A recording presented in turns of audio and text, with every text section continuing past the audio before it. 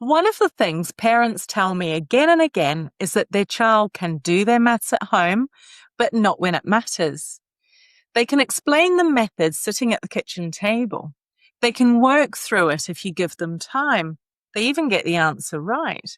And then in class or in a test or the moment they're asked to explain their thinking out loud, all of that seems to disappear. From the outside, it doesn't make sense. It can look like carelessness or a lack of effort or a child who just isn't concentrating well enough.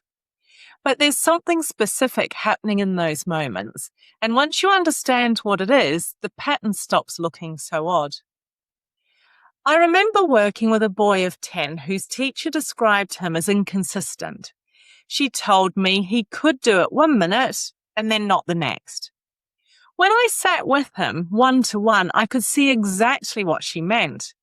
If we took our time, if I sat alongside him without any pressure, he could work through a method carefully, step by step.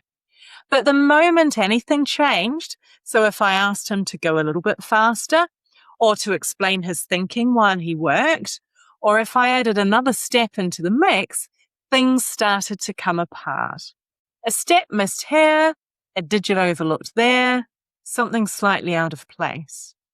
Within a few moments, the whole thing had begun to unravel for him. That's an important picture to keep in mind because it wasn't that he didn't understand anything. I just watched him do it. It was that what he understood hadn't yet become automatic enough to keep going when something extra was asked of him at the same time. And it isn't only written methods that behave this way. The same pattern shows up when a child suddenly can't recall a number fact they clearly know, or freezes on which operation to use, not because they've forgotten it, but because pressure has got in the way of retrieving it in that moment.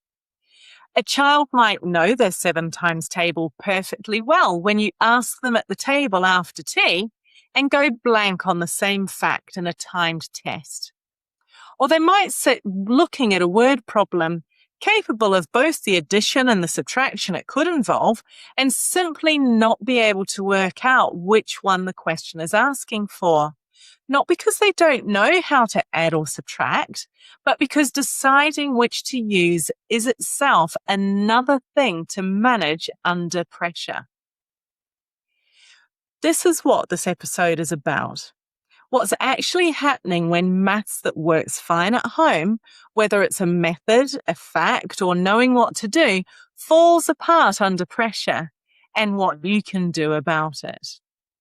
Welcome to Safety in Numbers, a podcast for parents of children who struggle with maths, including those with dyscalculia or a specific learning difficulty in maths. In each episode, we explore what might be happening when maths feels difficult and what parents can do to better understand and support their child. So why does this happen? Why would something a child clearly understands fall apart the moment anything gets added to it? When we talk about pressure, it's tempting to picture something really dramatic, an exam hall, a stopwatch, a teacher putting you on the spot for an answer. Those moments do put a child under strain. But if you watch an ordinary maths lesson in an ordinary classroom, most of what's actually demanding about it may not look to most like pressure at all. However, it is there for some. It's things like keeping up with the pace that the teacher has set the class. It's noticing that the child next to you has already turned their page. It's being asked to explain your thinking out loud while you're still actually working it out. It's holding a pencil, watching the board, and trying to remember what you did with the last number all at once. None of that would be noted if you filmed the lesson and asked someone to point out the stressful bit. But it adds up, especially for a child who already finds maths harder than most. And by the time an actual test arrives, that child may already be working with less spare capacity than a classmate who found the lesson easy. Before I go further, it's worth taking a moment to think about working memory. I've used this term in previous episodes, but essentially it's the mental workspace you use to hold information in mind for as long as you need it, not storing it permanently, just keeping it active while you're using it. It's what lets you keep a phone number in mind for the few seconds it takes to dial it, or follow a set of spoken instructions without having to write them down. It's a small, temporary space, and it's easy to overload. Take a written method for addition. On paper, it looks straightforward. Line the digits up, add the ones, exchange if you need to, move to the next column. But behind that, a child is holding the method in their mind, keeping track of where they are in it, remembering what they've already done, and managing anything they've had to exchange and carry the digit all at the same time. As long as the conditions are right, where the child has some time, space, and a bit of support, that can be manageable. But as soon as the demand goes up, such as distractions in the classroom, a forgotten number fact, a question the teacher has asked, something often gives. And it isn't always obvious which part will go. I remember working with a girl completing a column addition. She was careful and methodical, clearly thinking about what she was doing. She added the ones, noticed she needed to exchange, carried the 110, moved to the next column. Then she paused, looked at the numbers, and added the digits in the tens column without including the 110 she'd just carried. If you'd watched that from the outside, you might think she'd forgotten the method, but she hadn't. She'd just shown me a moment before that she knew it perfectly well. What had happened was that the carried digit, that one extra piece of information she needed to keep in mind, hadn't stayed in her mind's eye long enough for it to be used. It was as though it was slipped from her mind, even though it was written on the page. And then she continued, following the rest of the method, unaware of the mistake she'd made. While that might look like a child getting something wrong through carelessness, it's actually an example of working memory reaching its limit. The same thing explains the other two patterns from before.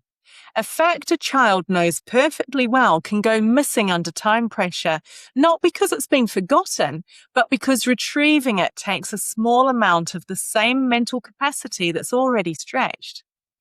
Deciding which operation to use when a question doesn't spell it out takes some of that capacity too.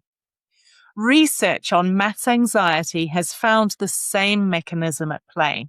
Anxiety itself uses up some of the working memory a child needs for the maths in front of them, which is part of why anxious children often know more than they're able to show in the moment.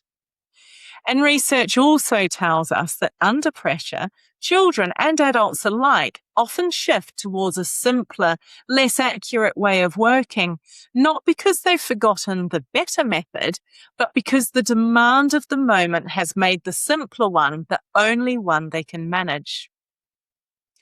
What you're seeing in moments like these isn't failure, it's fragility, and those are two very different things. The method is there. The understanding is there, at least in part, because you've just seen it work. You see, what's missing isn't knowledge, it's stability. The method hasn't yet reached the point where it can hold up under the demand being placed on it. That distinction changes how you respond.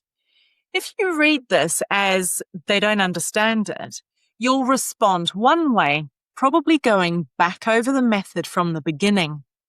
But if you read it as they understand it, but they can't yet cope with pressure, you respond differently by paying attention to exactly where it comes apart rather than starting again from scratch.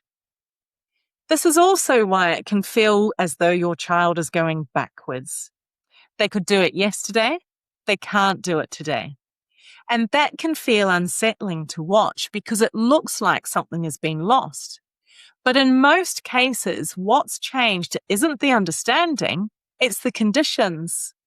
There's more demand, less time, or more components to keep in mind at once. Under those conditions, a child might lose a step, skip part of the method, drop back to something simpler, or stop altogether. From the outside, all of that can look like regression, but from the inside, it's the child doing what they can to cope with what's being asked of them in that moment, reaching for whatever's most reliable rather than whatever's most accurate. That's worth thinking about, because thinking they've gone backwards and they're managing the best they can under these conditions call for two completely different responses from a parent. One makes you want to go back to basics. The other makes you want to change the conditions. So what can you actually do with this? The first thing is to slow down where you can. At home, when you're working together, slowing down gives you something a fast right answer never does, and that's a view of their process.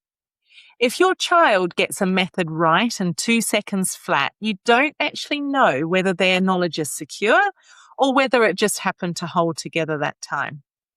If they work through it carefully, you can see exactly where it's solid and where it isn't, which tells you far more about what to do next than just a simple correct answer on its own ever could. The second is to stop treating consistency as the test of whether your child understands something. This is probably the single biggest shift I'd ask you to make. If your child can explain a method without feeling pressure at the kitchen table, that tells you the learning is there, even if it doesn't show up the same way in class the next day, or even later the same evening under different conditions. Don't wait for it to be reliable before you believe it's there, and expect it to look inconsistent for a while. There will be days it holds and days it doesn't. That's a normal part of any learning becoming secure, not a sign that it's stalled. A mathematical method on its way to being automatic often looks patchy before it looks solid. That patchiness is part of the process, and this applies just as much to a written method as it does to all areas of math, such as recalling a number fact or knowing which operation to use.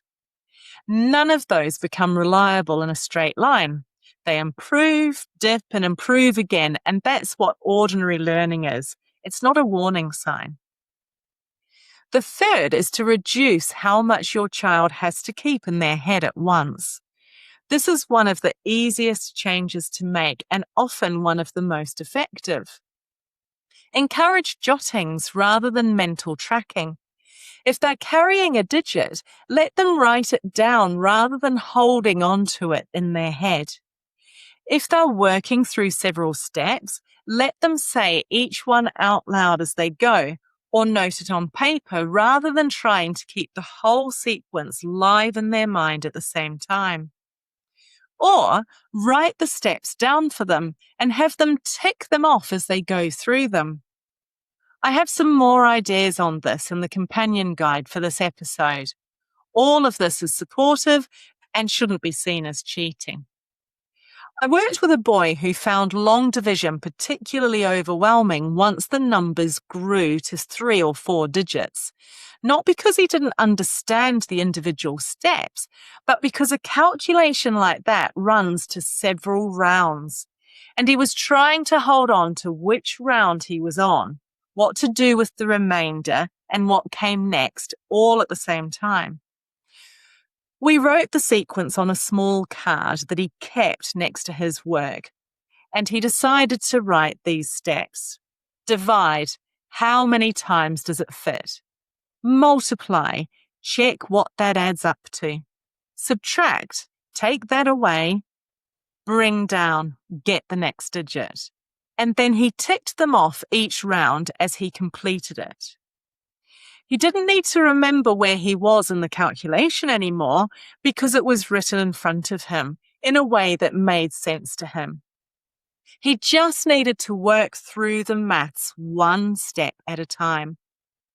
Once that stopped being something that he had to keep wholly in his head, the calculation itself became far more manageable. Within a few weeks, he'd stopped needing the card at all because the sequence he had developed had become automatic. Within a few weeks, he'd stopped needing the card at all because the sequence had become automatic for him. But while it wasn't yet automatic, the card was doing the job his working memory couldn't do on its own. This is about taking something that working memory would otherwise have to manage and no doubt lose, and moving it somewhere more stable, in this case, a prompt card. That frees up capacity for the part of the task that actually needs the thinking. The fourth is to respond to what you're actually seeing rather than what you expect to see.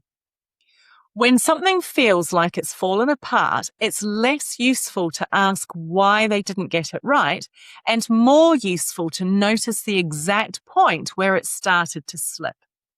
Was it holding the numbers in place? Was it remembering which step came next? Was it keeping track of an exchange or a carry? Once you can see where it began to break down, you can support that specific part directly rather than going back over the whole method from scratch, which often means reteaching parts that were never actually the problem for your child. If you want to explore these ideas further, I've put them together in a free PDF to go alongside this episode. It gives you some practical ways to put them into practice at home. You'll find the link to it in the show notes. If you're watching your child's maths come apart under pressure right now, I want to leave you with this. What you're seeing when your child's maths falls apart under pressure is not the whole story. A method that collapses in a test or a fact that goes missing at the worst possible moment is not proof that the learning isn't there. Both the children I've told you about in this episode knew far more than the moment let them show. And the work you do at home, the slowing down, the noticing, the not panicking when it looks patchy, is exactly what gives that learning the conditions it needs to become secure. It doesn't happen overnight, and it isn't always visible while it's happening, but it is happening. In the next episode, we're going to look at what support schools should actually be providing and how you can tell whether your child is getting what they need. Thank you for listening. I'll see you next time. If you found this episode helpful, please do share it with another parent who might need it. And if you'd like to make sure you don't miss future episodes, you can subscribe wherever you listen to podcasts or follow the Safety in Numbers YouTube channel. Until next time, thank you for listening.